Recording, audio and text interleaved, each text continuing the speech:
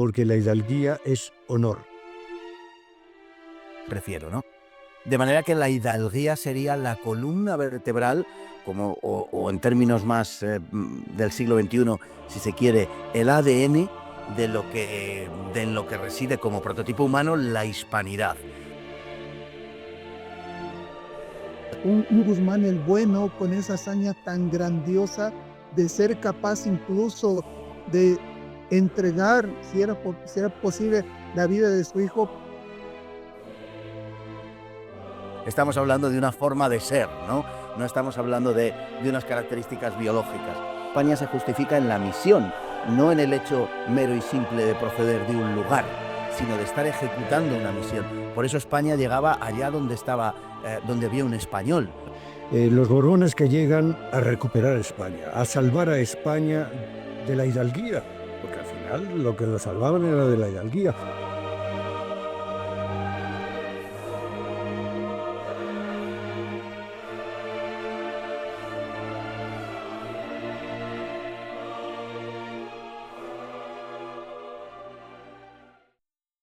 ¿Qué tal? Te saluda Joseph, portavoz del Movimiento Cultural Nuevos Tercios.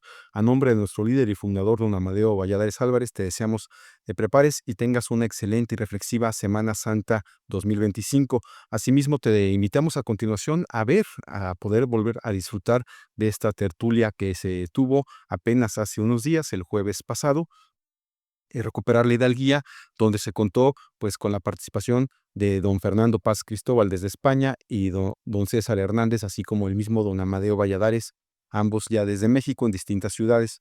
Sí, pues no te la pierdas, te la recomendamos mucho, sobre todo compártela y estate al pendiente, sobre todo, de las actividades que vienen en camino, actividades muy interesantes, cursos y sobre todo tu mayor contribución es en el que nos puedas seguir, compartir y participar, porque si se debe, me atrevo.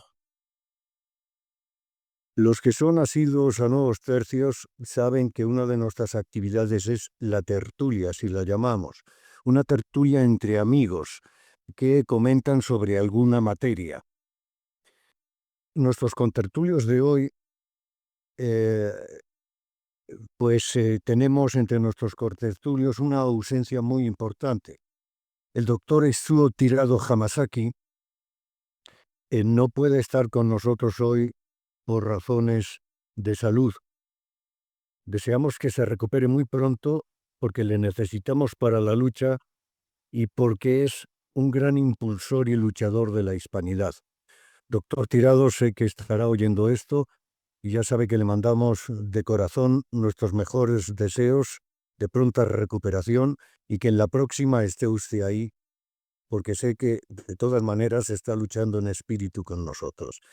Nuestro segundo contertulio es el licenciado César Hernández, un antiguo miembro y uno de los principales cabezas aquí en México de Nuevos Tercios. Y coordina la parte un poco nacional, pero en gran medida la parte del Estado de México de Toluca. Muchas gracias, César, por todos sus esfuerzos y por estar siempre ahí desde ya tan antiguo aquí en México. Nuestro tercer contertulio, me gusta pensar que está también en Nuevos Tercios, por supuesto, porque la lucha es igual y es de todos, es don Fernando Paz Cristóbal, hombre muy conocido, historiador, profesor de universidad. Todo esto no importa porque coincidiría con el patán del Chepas, quiero decir, de algunas personas del gobierno español, y eso sería poco decir de él.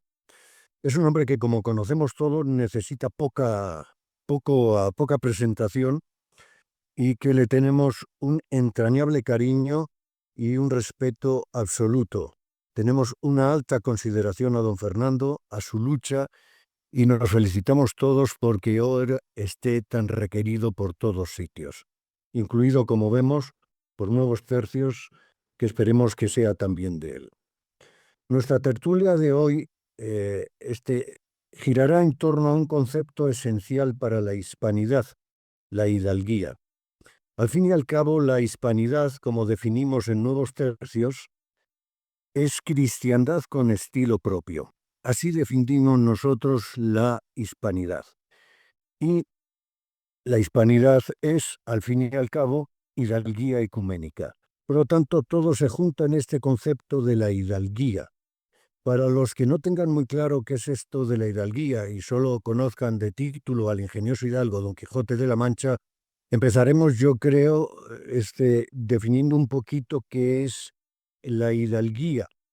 Si me permiten, comienzo yo y como esto es una tertulia e interrumpen cada uno cuando quiera y aporta sus comentarios, esto es una conversación, una tertulia entre amigos, podemos decir que la hidalguía es un código no codificado exactamente y quizá esto sea una de sus cosas magníficas porque era más bien un ambiente social. Sí, ya Alfonso X comentaba sobre la hidalguía como algo hereditario, pero a la vez señalaba que se debe heredar la nobleza de comportamiento y de pensamiento, es decir, la moral de quien me hereda esa hidalguía. Bueno, yo me quedo con esta parte y no con la situación social de ciertas personas a las que se les llamaba hidalgos.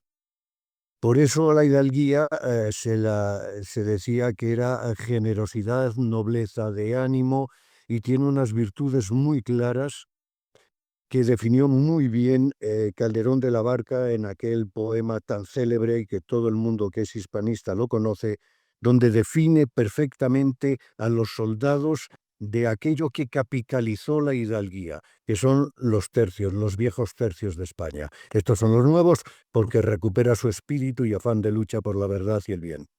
Pero ahí que condensaban de una manera especial y muy lúcida la hidalguía, eran los tercios españoles, los tercios, los viejos tercios.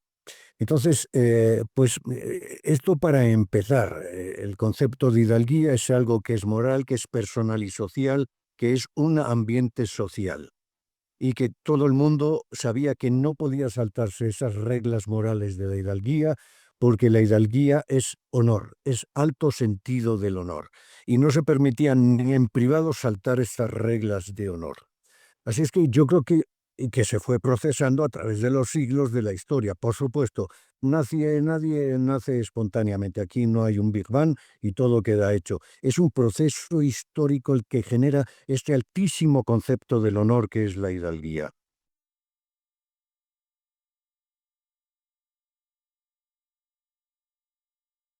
Yo no quiero hablar más, ¿eh? Así que no queden callados que sigo.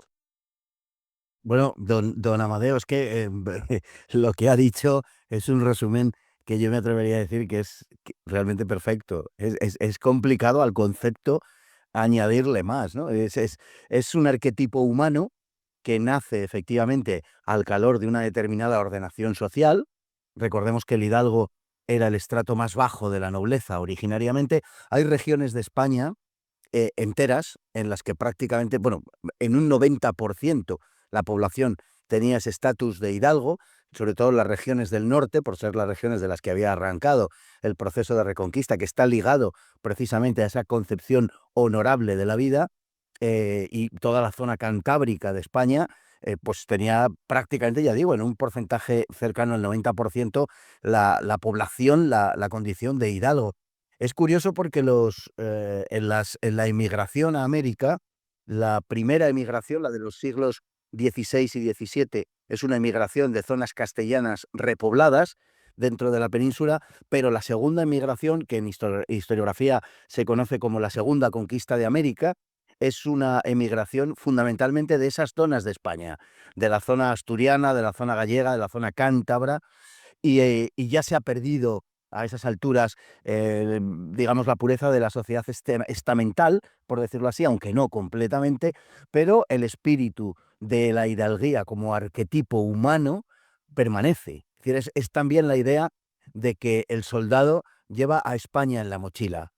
Y por eso, en el zurrón, en este caso, vaya, y por eso la hidalguía se extiende por donde ha estado España. ¿Y por dónde ha estado España? Pues verdaderamente por todo el mundo, ¿no? Se dice que no hay un palmo de terreno en este planeta sin una tumba española. Bueno, una tumba española entendiendo por español lo hispano en general, que yo es un concepto que francamente prefiero, ¿no? De manera que la hidalguía sería la columna vertebral, o en términos más del siglo XXI, si se quiere, el ADN de en lo que reside como prototipo humano la hispanidad. Es decir, hispanidad e hidalguía son conceptos que no diría que son exactamente idénticos, pero que tienen una vinculación muy íntima. Sí, correcto. Y ese concepto de que Hidalgo podía ser cualquiera, desde el rey hasta el último vasallo. Y cuando llega Carlos I, y aún un poquito más, porque el rey era medio flamenco. Ese sentido del orgullo y del honor que bien definió Paravicino, porque a veces no es que se confundan, se pueden hacer pues un paralelismo entre la caballerosidad, el ser caballero y el ser hidalgo. Sin embargo, el concepto de hidalguía para España era superior incluso al de la caballería. Y qué bien lo señaló Paravicino cuando dijo aquello de que el caballero que rubrica su su estado con sangre de pobres en usuras, en verdad que no es hidalgo. Podría ser caballero, porque lo podría nombrar el rey, pero el concepto moral de hidalguía a ese no alcanzaba cualquiera. Esta definición de Paravicino me encanta porque el caballero que rubrica su ejecutoria con sangre de pobres en usuras, en verdad que no es hidalgo. Esa definición de Paravicino me parece magnífica. A mí también y perdón, perdón, César, perdón. No, adelante, don Fernando. No, simplemente quería decir, abundando en lo que decía don Amadeo, que efectivamente es así, pero quizá deberíamos, no sé, haber empezado por enunciar, al menos es la idea que yo tengo al respecto, de los tres arquetipos, podemos decir, de ser humano, que es el arquetipo del guerrero, el arquetipo del hidalgo, porque hablo de guerrero en un sentido más amplio, más lato que el sentido meramente del combate en batalla, es decir, es del portador, como diríamos en términos contemporáneos y como definió José Antonio Primo de Rivera, el portador de valores eternos. Ese es uno de los arquetipos humanos. El otro arquetipo humano sería el del sacerdote, ¿m? Y el tercer arquetipo humano sería el del mercader. Desgraciadamente hoy el mundo está siendo esculpido por el mercader. Pero, pero nosotros nos estamos refiriendo naturalmente a otro arquetipo humano que hoy es precisamente el objeto de la mofa, de la burla y de la befa social. Es correcto. En esa parte, ya planteaba ahorita el profesor Amadeo, indudablemente la parte de la hidalguía no surgió al azar o no es algo místico que de repente de la nada haya aparecido, sino ha sido el cúmulo de todo un proceso que ha llevado la construcción de la propia hispanidad, porque si entendemos la parte de la hidalguía, no solamente con ese espíritu guerrero, sino también con un espíritu de sacrificio, con un espíritu indudablemente entrañable de la misión, ¿sí? De la parte principal de la espiritualidad. Estamos hablando que esto no puede de la noche a la mañana, sino se fue forjando el tiempo, el proceso, los medios, las situaciones, todo se fue acomodando o lo fue acomodando también el propio pueblo hispano en formación para irle dando origen a esa hidalguía, a esa fuerza.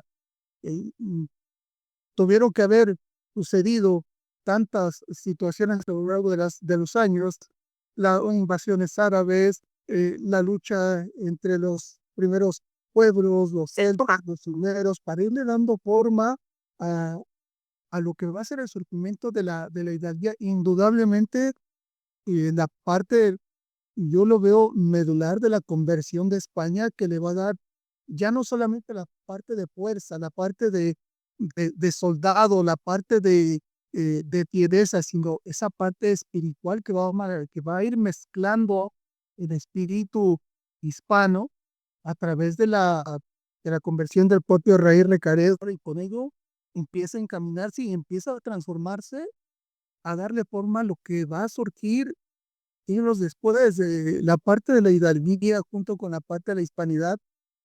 Indudablemente que todavía no está acabado, pero la esencia, la estirpe que se fue formando a través de los siglos, se fue moldeando, se fue forjando como tal, yo creo que llega a su plenitud con los reyes católicos, ¿no? Y todo lo que hay detrás de ello que fue conformando y que fue ayudando a la idea de la hispanidad, a la idea de un hidalgo, a la idea de un hombre que va a ser capaz no solamente de guerrear, sino de entregar lo más fiero que hay dentro de sí, de la parte espiritual, ¿no?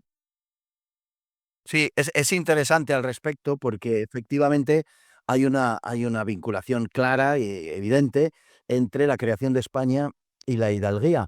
Pero yo creo que España es hija de la hidalguía y no al revés. Por lo menos España, lógicamente, hay un, en fin, hay un debate que nunca se podrá solucionar, como es evidente, porque además no tiene una respuesta acerca de cuándo nace España, ¿no? Cuándo, qué es España o, en fin, lo hispano en definitiva, que estoy absolutamente de acuerdo con lo que ha dicho don César acerca de la importancia del, bueno, pues de Recaredo, el Tercer Concilio de Toledo, etcétera, indudablemente, y como proyecto de comunidad política, qué duda cabe que es el bautismo de España en la fe católica la que crea España.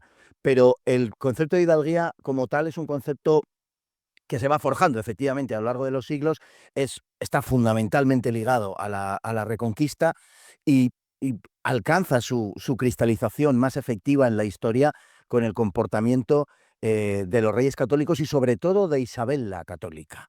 Sobre particular, es decir, es curioso porque estamos hablando de hidalgos y yo me estoy refiriendo a una mujer, ¿no?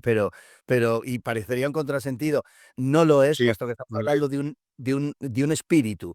Estamos hablando de una forma de ser, ¿no? No estamos hablando de unas características biológicas. Y por tanto, a partir de ahí, a partir de ese ejemplo que dan los reyes católicos, y no olvidemos al respecto cuál era la situación de Castilla antes de la llegada de la reina Isabel al trono, que era un caos, y había habido 2 siglos de absoluto desorden, de pugnas nobiliarias que parecían interminables, en fin, además de los desastres naturales, además de la peste negra, etcétera.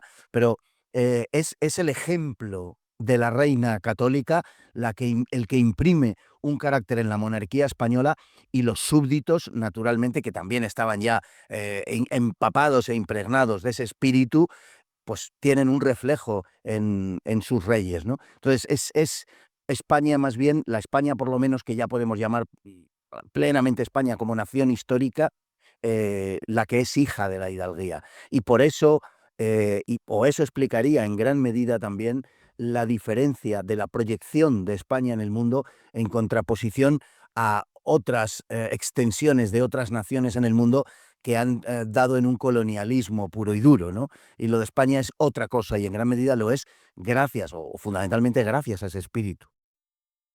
Sí, Sí, correctísimo el apunte, sobre todo por el de la mujer. Y fíjese, bueno, pues como todos los quehaceres, pero ese sentido de misión en los españoles es fundamental, porque al ser un ambiente social, pues la nación tenía una misión y bien se aplicaron a ella.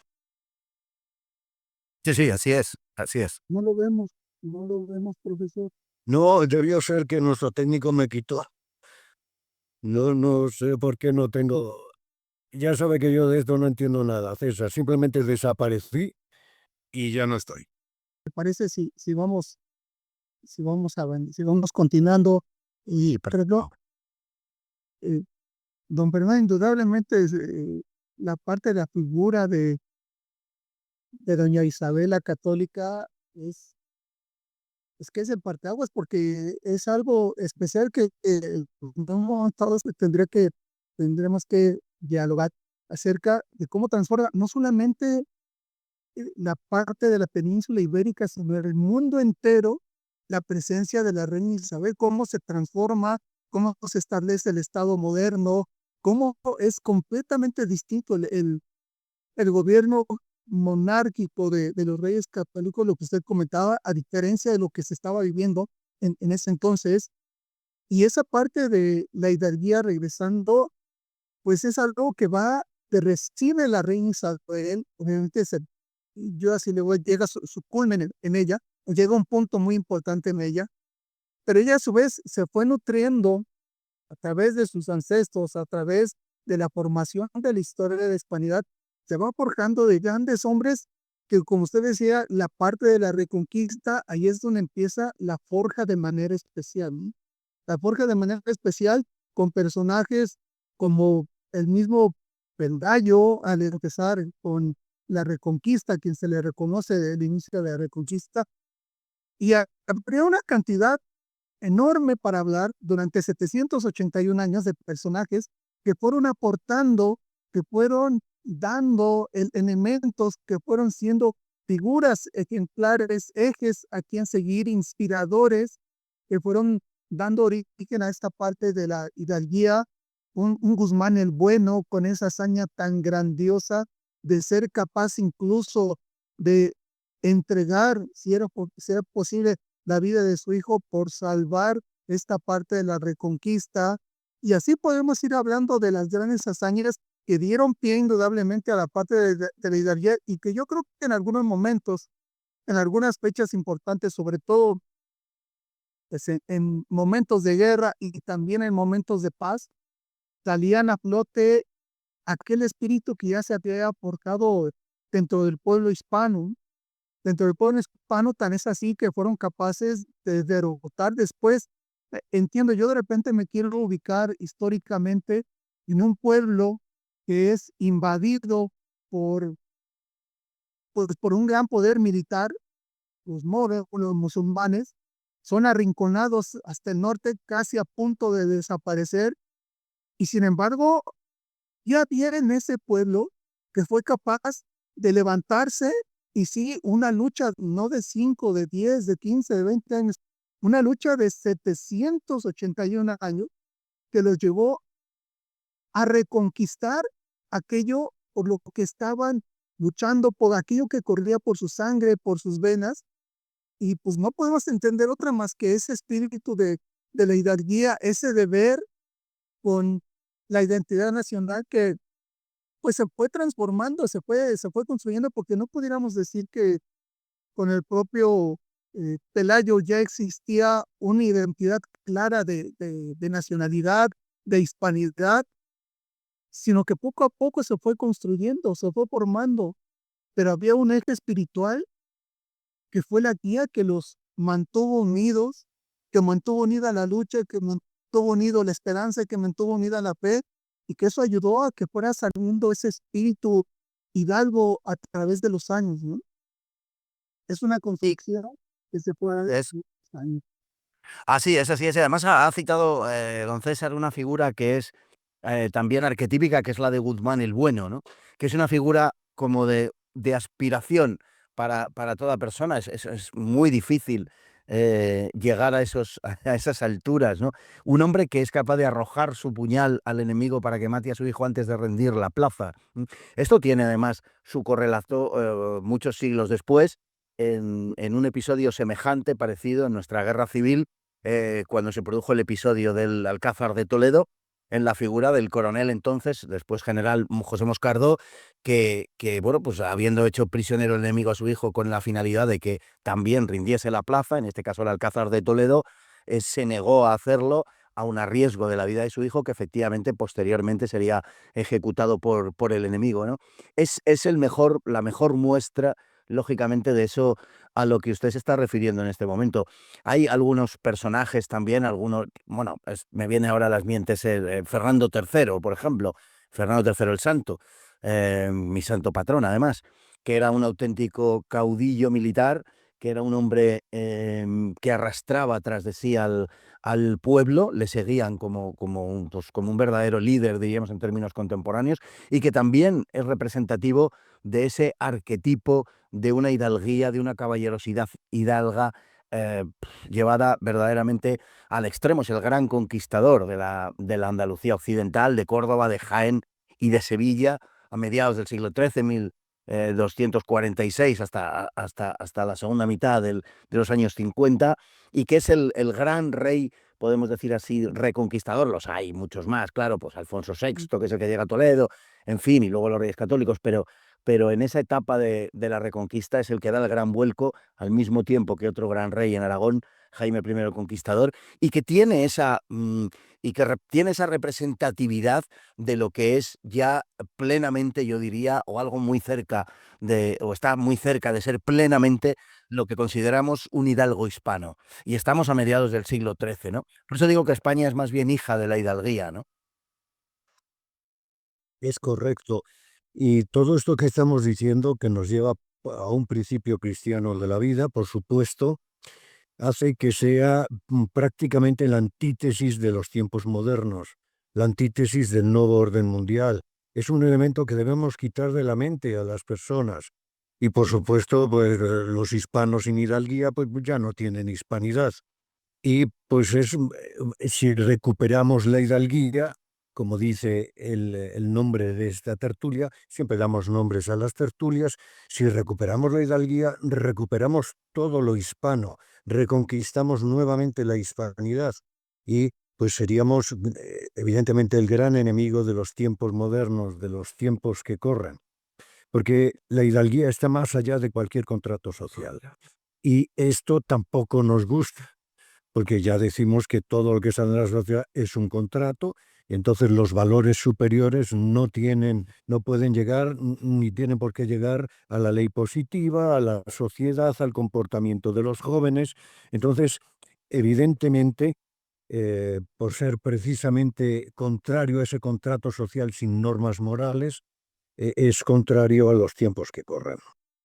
Sí, a la idea también, que es hija, además de estos tiempos, porque es la contemporaneidad, lógicamente, a la idea también del nacionalismo en el sentido decimonónico, en el sentido de todo lo que está ligado, por decirlo así, a los valores telúricos, a los valores palpables, materiales, tangibles, ¿no? Precisamente porque España se justifica en la misión, no en el hecho mero y simple de proceder de un lugar, sino de estar ejecutando una misión. Por eso España llegaba allá donde estaba, donde había un español, porque el español era ese portador que hemos dicho de valores eternos, que era lo que caracterizaba a España. Por eso España no es ni ha sido nunca imperialista, sino imperial. El imperialismo es hijo del nacionalismo, es una expansión a partir del concepto nacionalista, que es un concepto decimonónico, que es un concepto romántico en último término. Pero España no es hija de eso, España es hija del cristianismo, de la catolicidad y del clasicismo. Y eso impide en la formación, digamos, de una idea nacionalista. En su lugar, en lugar de una idea nacionalista pequeña, estrecha, ligada a una tierra concreta, España siempre ha defendido una idea patriótica. Y el patriotismo está ligado necesariamente a esa idea de misión, es un patriotismo misional. Y Exactamente.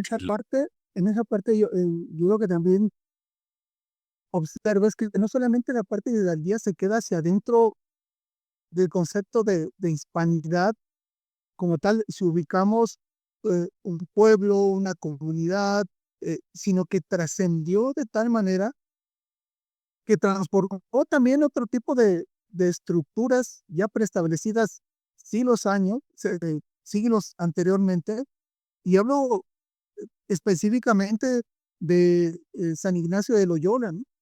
Ese espíritu de hidalguía, porque en primer lugar lo que quería San Ignacio de Loyola es la parte guerrera, esa parte de lucha, y sin embargo eh, cuando está postrado en la cama, después de haber regresado de una batalla y estar en el hospital, pues él buscaba lo que ansiaba, libros de caballería, ¿no? Que se estaban escribiendo en ese entonces, eh, infestado de ese espíritu caballeresco también, que va de la mano con la parte de la hidalguía.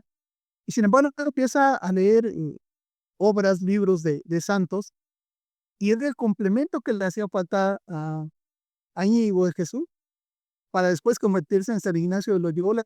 Y todo ese espíritu que traía guerrero y que va siendo, pues, no ablandado, sino acrisolado con la parte espiritual que va absorbiendo de los santos, llega a concebir una obra que llega a ser la hija predilecta de la iglesia, la Compañía de Jesús, y que llega a ser en un momento dado, gracias a la Compañía de Jesús, la fortaleza contra la reforma protestante. Entonces, de eso, de la hidalguía del hispano para no quedarnos solamente con la parte española, la parte de la hidalguía del hispano trascendió eh, montañas, trascendió fronteras y trascendió también la parte espiritual para aportar ese bagaje hidalgo a la misma iglesia. Y todo eso se da una reforma enorme con la misma Teresa de Jesús, que también, a pesar de ser mujer, como ya le tocaba a don Fernando Paz, pues tiene parte de la hidalguía, tiene ese espíritu hidalgo que ayuda a transformar no solamente la parte territorial, sino el mundo entero, ¿no? Pero no se queda la hidalguía solamente en la parte guerrera, en la parte del sentido nacional, sino trasciende en la parte espiritual y aporta a la parte espiritual. Hay una base material, digamos, que es que explica en parte, naturalmente, como siempre sucede, explica en parte ese espíritu y esa tendencia, ¿no? Y es que la Reconquista en España genera un tipo humano distinto, genera un tipo humano diferente al que existía en Europa en ese momento. Pensemos que en Europa estamos en los siglos del feudalismo, es decir, en los siglos que por distintas razones em, la invasión musulmana tuvo relativamente poco impacto en principio, porque es detenida en Covadonga y en Poitiers, pero existen y son determinantes al respecto. Por un lado, en el este, las invasiones asiáticas, por otro lado, las invasiones vikingas, normandas, ¿no? Y eso genera unos lazos de dependencia, además de la situación que se había producido después de la caída de la arquitectura romana, donde al desaparecer todo aquello, la sociedad queda inerme prácticamente, salvo por la presencia de la Iglesia, genera un tipo de dependencia completamente distinta a la que se está produciendo en España durante la Reconquista por causa de la repoblación.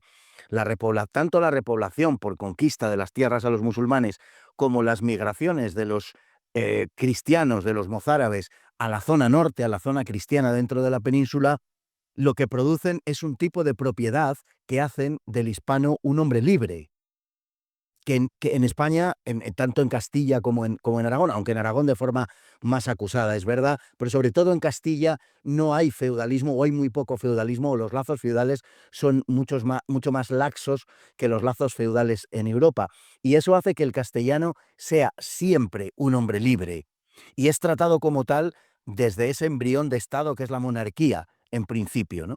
Y por eso se ha considerado siempre que el simple campesino castellano, que luego será en parte el que emigrará a América, que ese campesino castellano era un hombre plenamente dotado de dignidad, incluso en lo político-social, más allá de la dignidad que le confiere el hecho de ser hijo de Dios, claro, pero en el terreno puramente social y político, el castellano era un hombre libre y era propietario.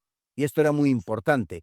En una gran parte de casos eran propietarios de sus tierras porque la situación de frontera de la repoblación, los peligros que debían afrontar, debían ser compensados, lógicamente, con esa propiedad de la tierra. Bueno, esto ha tenido todo que ver con el desarrollo de Castilla, que al final pues, es la madre de España, y con, por tanto, las características de lo español y esas características de la hidalguía que empezaban por reivindicar su concepto del honor y de la honra, que es un poco bueno, la idea del honor hacia el exterior. Hablaba don Amadeo antes precisamente de que el honor del hidalgo no era un honor pregonado, por decirlo así, o solamente para pregonar, no era un honor de escaparate, sino que la hidalguía lo era en todos los aspectos de la vida, por supuesto, incluyendo la vida privada.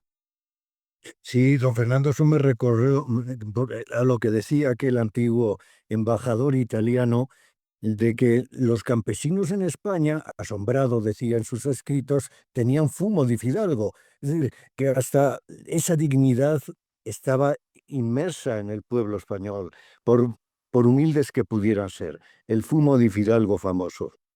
Sí, sí, así es, así es. Y hay varios escritores de los que visitaron España en los siglos XVIII, XIX y comienzos del XX a los que le llamaba la atención precisamente ese sentido general de la vida que estaba impregnado de sentido del honor, con independencia de la posición social que tuviera cada cual dentro del medio en el que se movían, ¿no? Pero era algo constitutivo del rey para abajo todos. Soy tan hidalgo como el rey. Eso es. Eso es. Y se llega a manifestar en algunos momentos también críticos en la parte de España, la situación de la hidalguía. Yo ahorita te compartiré esos, donde hay momentos muy diferentes lo que se vivía esa hidalguía en, en la parte de la hispanidad, a diferencia de la misma Europa. Ahorita algunos escritores hablan acerca del suceso de las Navas de Tolosa, pero hacen de modo especial hincapié en la situación de que al haber sido proclamada como una guerra santa, llegan soldados de Alemania, llegan soldados bretones, llegan soldados, y sin embargo el modo de actuar es muy distinto al soldado hispano de aquel entonces. El soldado hispano era muy claro que cuando al vencido se le respetaba la vida, al vencido se le respetaba en su dignidad. Y sin embargo, los mismos soldados alemanes, bretones que llegaban, ellos tenían otra idea muy completa, muy distinta, completamente distinta de la guerra, ¿no? Era el vencido hasta acabar con él, hasta exterminarlo, ¿no?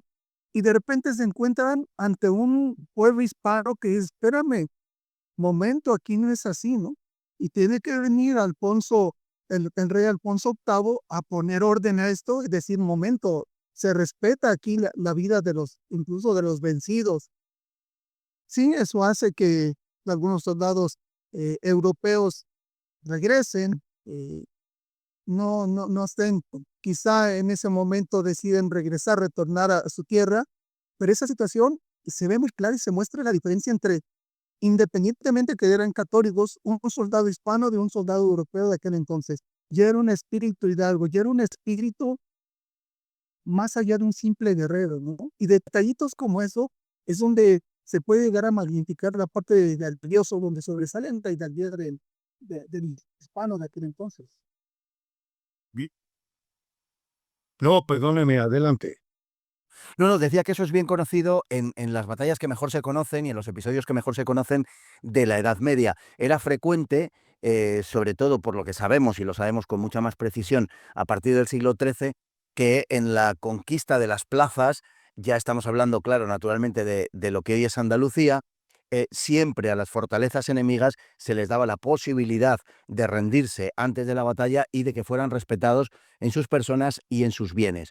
El soldado español, el soldado castellano, ha actuado siempre así, o en una gran parte de ocasiones así. Es inevitable que haya habido episodios también que no han estado a la altura, como es lógico, de estas aspiraciones, pero normalmente era así. Y me voy a permitir citar el caso porque ha sucedido en el siglo XX, de la División Azul.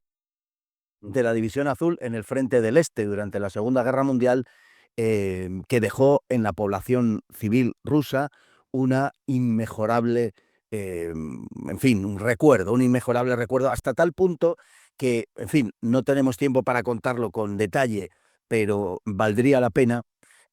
Los descendientes, los hijos y en algún caso nietos de aquellos hombres y mujeres rusos que estuvieron en el territorio donde combatió la División Azul, recuerdan con enorme cariño a los españoles, que además en ocasiones les protegieron del comportamiento de los soldados alemanes y que tuvieron con ellos siempre una actitud de enorme acogida. Y tengo muchos testimonios de gente, en fin, que hasta, en fin, se lloraron hasta la emoción, podemos decir, o se expresaron hasta la emoción recordando las cosas que sus madres, que sus abuelos les decían y les contaban de lo que había pasado en la guerra mientras la División Azul estuvo en su zona. Fue una forma de comportarse de los españoles que ha quedado en la historia y de la que la propia unidad divisionaria pues quiso ser, en muchos casos con perfecta conciencia, porque la División Azul es probablemente la unidad, por lo menos de tiempos contemporáneos,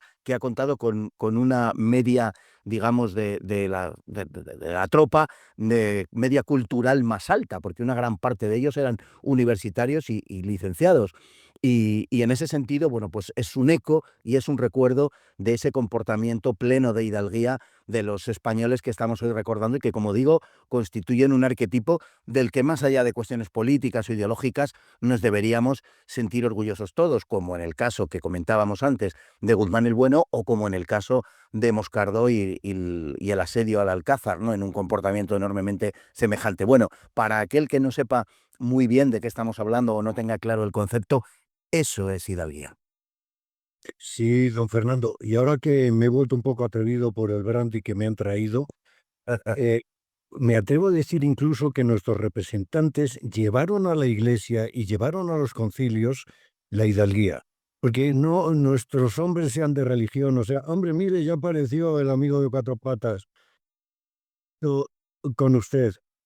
Qué nobles son, bueno, en fin, le comentaba que en todos los concilios llevaron la hidalguía que era natural del español, que era natural de la hispanidad.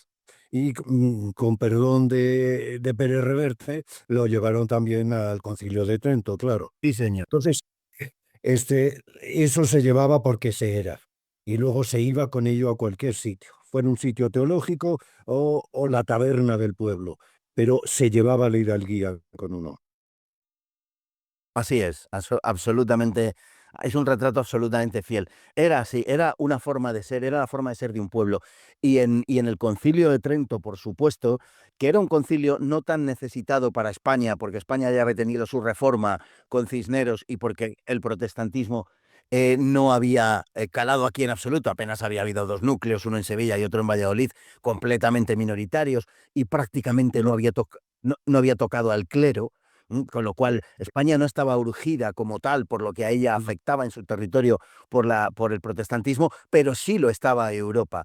Esa entrega generosa, esa generosidad, esa liberalidad, esa entrega en definitiva es una característica nuclear precisamente de lo que es la hidalguía. Me estoy quedando, don Amadeo, don César, no solamente sin luz, sino también sin tiempo, porque se me ha hecho la hora ya, lamentablemente, pero bueno, quedamos emplazados, si les parece a ustedes, para hablar de estos y para hablar de otras cuestiones que nos atañen a todos nosotros.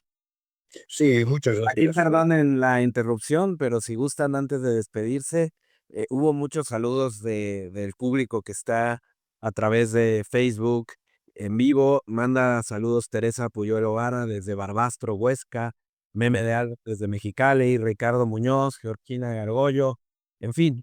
eh, Hay algunas preguntas, por el tiempo quizá no se van a poder abordar todas, pero hay una que hace Paulo, eh, eh, parte de los seguidores de Nuevos Tercios, que dicen: ¿cuál creen que fue el error que nos costó la pérdida de la hidalguía? Por dejarla ahí como una pregunta abierta de entre las que tenemos. Don Fernando, suya. Bueno, hombre, es muy difícil, pero yo creo que la época contemporánea se caracteriza en términos generales, en cuanto a esos tres arquetipos humanos de los que he hablado antes, se caracteriza por la practicidad y por la funcionalidad. Y eso muy pocas veces tiene que ver con la hidalguía.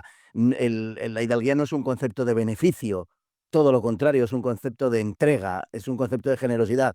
Y la época contemporánea está toda ella construida sobre un concepto antitético, que es ese concepto, como he dicho antes, del beneficio, que es esa figura del mercader.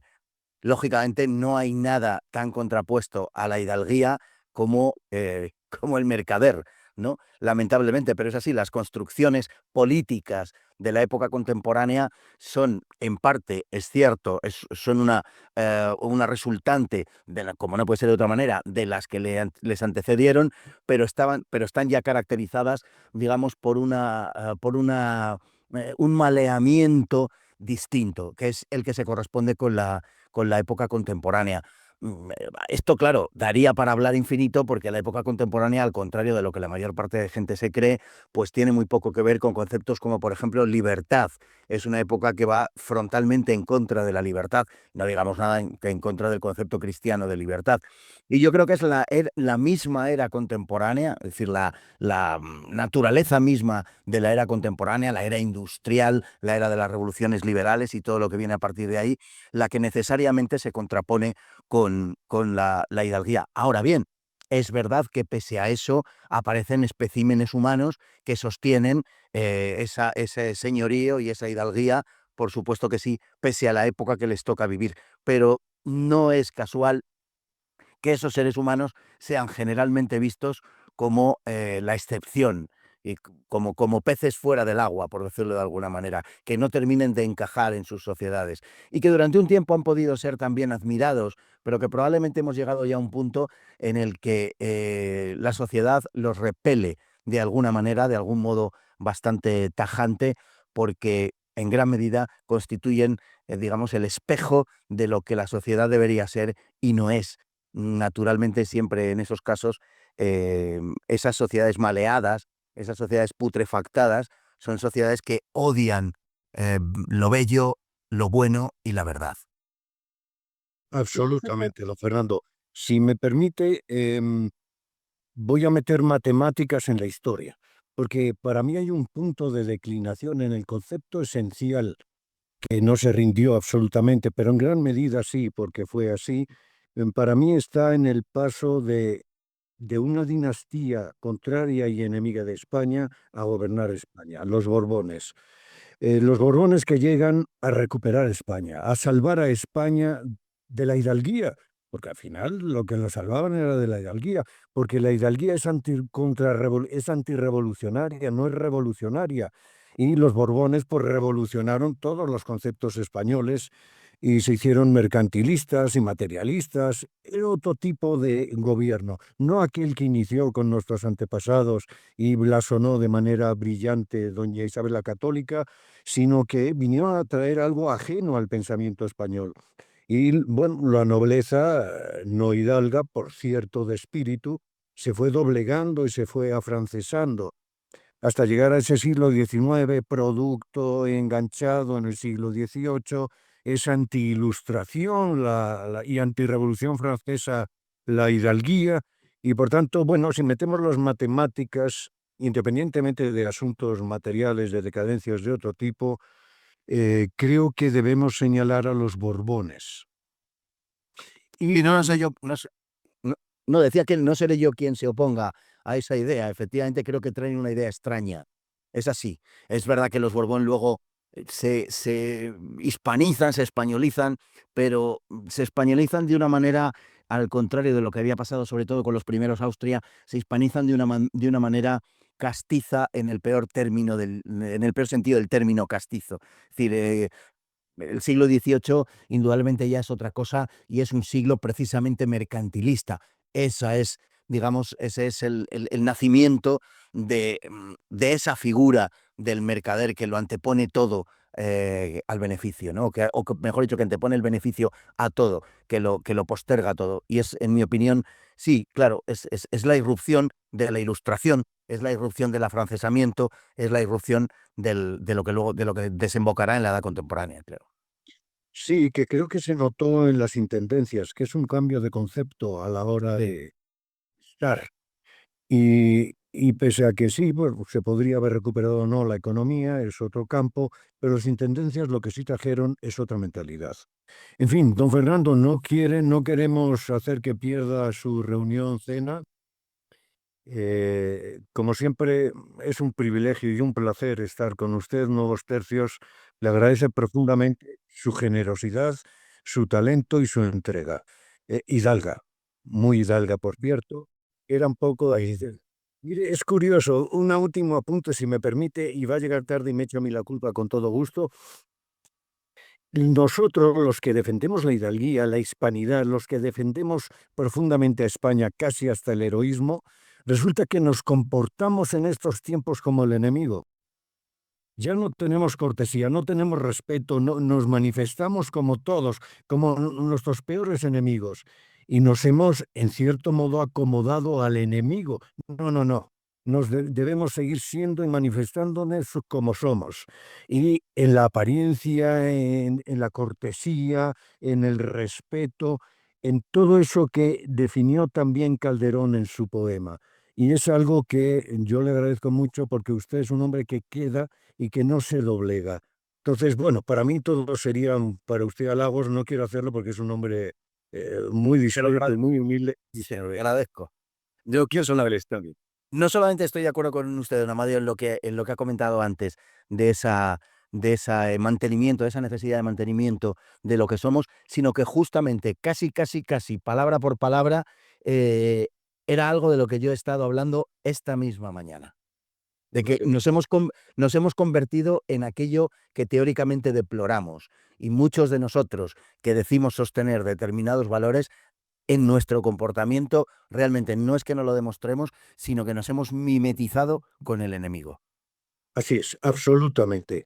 Don Fernando, nos despedimos de usted, cerraremos don César y yo esta tertulia, cerraremos, no vamos a seguir porque es como un vicio. Caray, no puede ser. Entonces, quedamos emplazados para otra ocasión. Así queda. Muchas gracias por estar con nosotros. Muchas gracias y ha sido un verdadero honor. El honor es nuestro. Cierre su enlace y que cene muy bien, que tome buen vino y se acuerde de los nuevos tercios de España. Así lo haré. Muchas gracias. Hasta muy pronto. A pronto. Bien, César, nos despedimos de todos los contertulios, aunque solo hayan podido escuchar los pobres, pero no podemos hablar todos. Así es que le pasa a usted la despedida de esta tertulia sobre Recuperemos la Hidalguía. Gracias, profesor. Es que verdaderamente la cuestión de la hidalguía, sí, como comentaba ahorita don Fernando, el ambiente nos llega a absorber, nos llegamos a mimetizarnos eh, en algo contrario de lo que realmente viene siendo la hidalguía como identidad, como forma de ser, como forma de vida, como forma de actuar. Nos llegamos a mimetizar, llegamos a absorber tantas cosas que están fuera de nosotros. Que indudablemente el trabajo, como se hacen nuevos tercios, como se buscan distintos grupos, movimientos hispanistas, pues es ser ese reducto donde se trabaje, se vaya forjando la hidalguía, luchemos por la hidalguía, en la formación de la hidalguía, de nuevas generaciones que vayan adquiriendo ese espíritu, que lo vayan conociendo, se vayan, yo no tanto diría adquiriendo, sino que lo vayan despertando de ese letargo que tiene, porque a fin de cuentas por la sangre, por nuestra identidad, por nuestros genes, está presente todo aquel bagaje cultural, espiritual, viendo, se da en algunos momentos, sobre ahí vamos a platicar, pues por nuestra sangre corre sangre de conquistadores, sangre de emperadores, sangre de evangelizadores, infinidad. Y nada más lo que tenemos que hacer es despertarla del letargo, levantar, redescubrir quiénes somos. Y quizá eso ha pasado con los hispanos que se han alejado, que se han, usted lo decía, a partir de la época borbona, que se dejaron deslumbrar por lo extranjero, que se dejaron deslumbrar por nuevas modos de ver el mundo, de filosofías basadas solamente en un egoísmo humano, como fue eh, todo lo que es el movimiento enciclopedista, todo lo que fue la Revolución Francesa, el liberalismo y demás, y dejaron de lado todo lo que ya se había ganado, la grandeza que había forjado la hispanidad, se dejó de lado. Cuando había una riqueza tan enorme adentro, se deslumbraron por cosillas tan vanas ajenas. Yo creo que en nuestro tiempo tenemos que regresar a redescubrir nuestra identidad, a redescubrir nuestra hidalguía, porque si no está presente esa hidalguía, no solamente en el conocimiento, sino en el corazón, nuestras acciones, nuestro modo de vida, no podrá ser congruente. Tenemos que Así es, respetar ese corazón hidalgo. así es, César. Pero como la hidalguía y la hispanidad son espíritu y son alma, no las vamos a dejar morir y simplemente se van a imponer otra vez con la verdad y el bien. Sí, es así, César. El alma no muere y por lo tanto la hispanidad y la hidalguía, que son alma, no morirán y volverán a imperar. César, muchas gracias. Dígame. yo no sé si escuchamos algunos comentarios, nada más para que salgan algunos comentarios que hayan compartido, Raúl, para no dejarlos ahí en el tintero. Bueno, lo hacemos, César, sí, lo hacemos sin la presencia de don Fernando, que ya escuchará este final después. Y a las preguntas que queden por responder, por favor, Raúl, nos quedamos con ellas para contestarles en mensajes privados. Sí, pues algunos comentarios. Reciban un cordial saludo. Saludo amigo Amadeo de parte de Ricardo Muñoz y estimados y egregios camaradas contertulios. Yo siempre he pensado que la hidalguía, al igual que los grandes valores inherentes al ser humano, es genética y consecuencia transmisible de generación en generación. Otra cosa es ejercerla personalmente, pues se puede adormecer, someter por cobardía o incluso mitigar por desarraigo. Precisamente fue esa hidalguía la que salvó a España de las fauces del satánico comunismo masón del primer tercio del siglo XX. Luego vienen algunas preguntas que, como usted dice, quizá se contestan en privado, pero básicamente hay otros saludos. No nos queda más que reavivar con residumbre lo que somos. Felicidades. eh, Hay que recuperar la hidalguía. Felicidades a todos. Eh, y bueno, pues algunas preguntas que por indicaciones me imagino no las vamos a leer en este momento, pero básicamente pues son saludos, son arengas de motivación para, pues en este sentido de recuperar la hidalguía. Y aunque hubo estos cambios de horario no previstos o no bien calculados o de sorpresa, pues sí ha habido una respuesta favorable del público que ha podido conectarse durante la transmisión en vivo, aunque esto quedará colgado ahí en las redes. Magnífico, Raúl. Pues sí, quedamos emplazados y encargo que no se nos escape ninguna pregunta, no obviar a nadie, tener el esfuerzo de hacer esto, gritar sus con todos los nuestros, gritos de arriba, gritos que ensalzan la lucha, como oí por ahí algún contertulio que finalizó con el grito de sus, muchas gracias, muy bien. Y pues sí, quedamos todos emplazados a divulgar la verdad, a divulgar la existencia de Nuevos Tercios, a divulgar la existencia de este combate que no ha parado nunca y nos emplazamos para la próxima. Estén ustedes muy atentos. La próxima actividad, Raúl, como sabemos los que estamos dentro de la organización, va a ser un curso sobre hispanidad. Aquel curso de hispanidad que hicimos hace meses por internet, ahora lo vamos a hacer presencial, de sábado en sábado, hasta completar el curso con preguntas en vivo con la gente que esté ahí y por internet con la que participen de este congreso, de este curso a través de internet. Entonces, Raúl, ya iremos confeccionando este curso y de manera corta, 1 hora y media, más preguntas, dudas, que lo pueden alargar pues, de una manera indefinida y emplazar a todos a participar en él y a difundir su existencia. Me despido de todos. César, muchas gracias como siempre. Le mandamos un abrazo muy fuerte con nuestro grito y con nuestra idea de que, si se debe, me atrevo. Raúl y todos los que han apoyado como, eh, bueno, mi querido ahijado que siempre hace los vídeos y está en una parte promocional de este tipo. A todos vosotros, muchas gracias. Sí, José Manuel Gamboa, perdón, me quedé en mi ahijado porque es mi ahijado, pero no le alabo por ser mi ahijado, sino por su trabajo entregado. Y Raúl, por supuesto, a ti y a todos los que nos han apoyado y siempre nos apoyan. A pesar de que todo esto es por entrega de corazón y nuestra última y única paga es el servicio a la verdad. Y ya lo haremos presencial. Sí, sí, y si usted quiere venir a los sábados del curso, ya sabe, César, que aquí estamos. No mencionamos al doctor Tirado porque lo único que deseo es su recuperación pronta. Ya él que no se ofusque, que no se preocupe, que se cuide y se recupere. Nuestro entrañable, muy entrañable doctor Tirado. Adiós a todos, me despido con un fuerte sus y quedamos todos emplazados para el combate.